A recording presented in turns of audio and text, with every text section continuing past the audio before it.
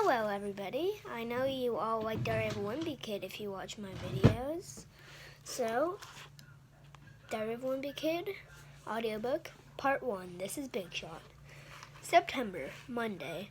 I've heard athletes are born with special genes that make them good at sports. Well, whatever those genes are, I guess I was born without them.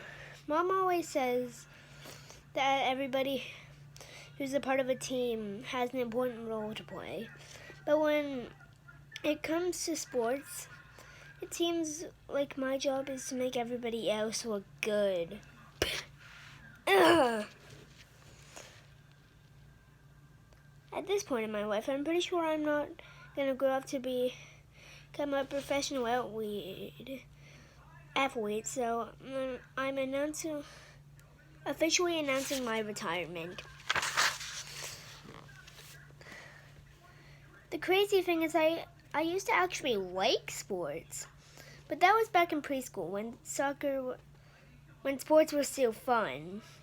The first sport I ever played was soccer. I didn't know the rules, but neither did any of the other kids, so most of the time it was just pure chaos on the field. Bop! Whenever the ball went, we all chased after it. Every once in a while, the ball would pop out of the pack and go into someone's goal. Then everybody would celebrate. Woo woo! No one kept score, so you never knew who was winning or losing. And the parents didn't care because they were too busy doing their own things. And then I bought this pretty nail polish or whatever. The referees were middle school kids, and they didn't really pay any attention either. Yeah. In fact, the refs didn't even blow their whistles when the ball went out of bounds. So at the time, we'd be playing on the wrong field and we didn't know. Yeah, woohoo! Huh? After the game, we'd all get slushies and junk food at the snack shack, and sometimes we wouldn't even wait for the game to be over to treat ourselves. Blah, blah. The coaches were really nice, and they made sure everybody got a chance to score, and that made everyone feel good about themselves. Yay! Go Greg! Back then, I was sure I was going to grow up to be a professional soccer player. I even kept my rookie card in mint condition in case it turned out to be worth something one day.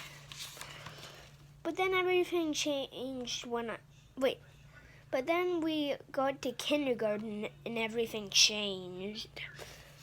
The refs started using their whistles and they didn't let us do any of the kinds of things we did the year before. Wait!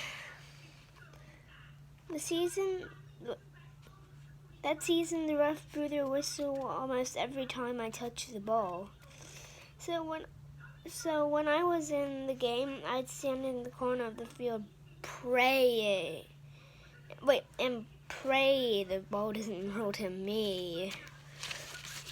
It's not like I was getting a lot of playtime in kindergarten anyway. The coach only put in kids who were good, and the rest of us sat on the bench. Mom told me the reason we weren't playing me because I was his secret weapon, and he was saving me for a big moment. But I didn't understand that Mom was just trying to make me feel better about myself. So whenever the coach did put me in, I'd go out there thinking I was hot stuff. Everyone, even the snack shack, wasn't fun that year. Some parents would complain that they were selling too much junk food and they replaced the slushies and other sugary sweet treats with healthy options. But the slushy sale was from the snack shack paid for the field upkeep. So that year the parks department could only afford to mow the grass once every 3 weeks, which really slowed the game down. Kick. A bunch of kids got tips from playing soccer in the long grass. They decided to end the season early, which totally was fine with me. I feel bad that I've never been good at sports because I think Dad was hoping I'd be a star whenever he'd go to I'd be a star athlete. Whenever he'd go to the library, he'd always come back with a stack of sports books. I'm sure there are kids who are into those types of stories, but that was never me. The winner, Todd Frederick, a kid named Champ, calling Nick's fourth. If you ever go to the library, you'll find all sorts of books about kids who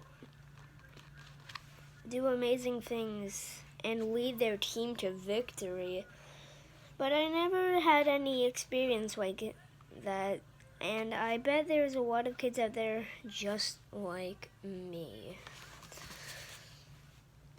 So one of these days, somebody's probably gonna write a book about the rest of us. It's not like I've got anything against sports. I like them just fine, as long as I'm not the one playing. In fact, this summer we watched the Olympics on TV pretty much nonstop.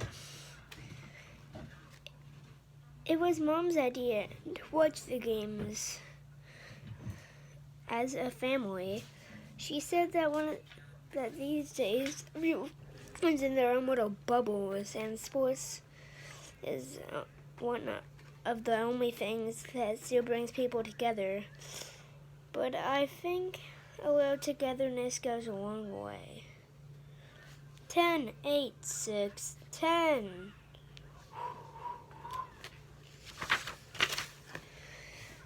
Mom says she loves Olympics because they show what the human beings are capable of at their best. But I like watching the bloopers. Snap! Whoa! I'm just glad it's somebody else out there, not me, because I'm sure I'd be nervous if I knew there was millions of people watching from home and I mess up. In fact, you're supposed to act graceful about it. But I just spent 4 years of my life training and then made some dumb mistake. I'm pretty sure I had trouble smiling on camera.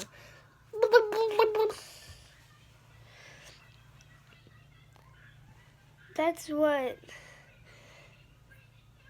I do one of those sports where you're a part of a team, because then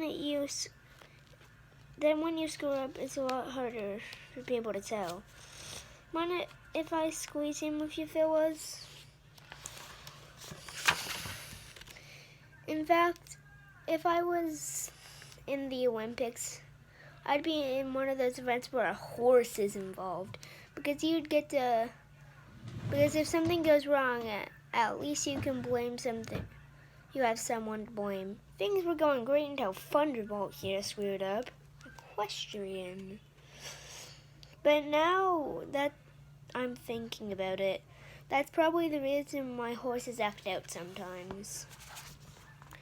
Even though we watch a lot of Olympics coverage, I still don't understand why they make everything worse I still don't understand the way that everything works. For one thing, I don't see why they only hand out medals to athletes who take the top 3 sports in a competition. It seems to me like they could keep going with the medals so everybody could go home with a prize. 15th place, aluminum medal, Greg Heffley. The way it is right now, they give you gold medal, you take 1st place. Silver if you take 2nd, and bronze if you take 3rd. But I feel like that there's a pretty big step down between silver and bronze. Okay guys, that's all, and I will see you in my next video.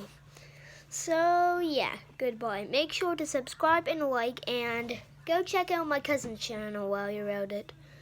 His name is Bentley Does Stuff, and I think he's actually pretty good at it. You should check it out. Anyways, I love you all, so goodbye.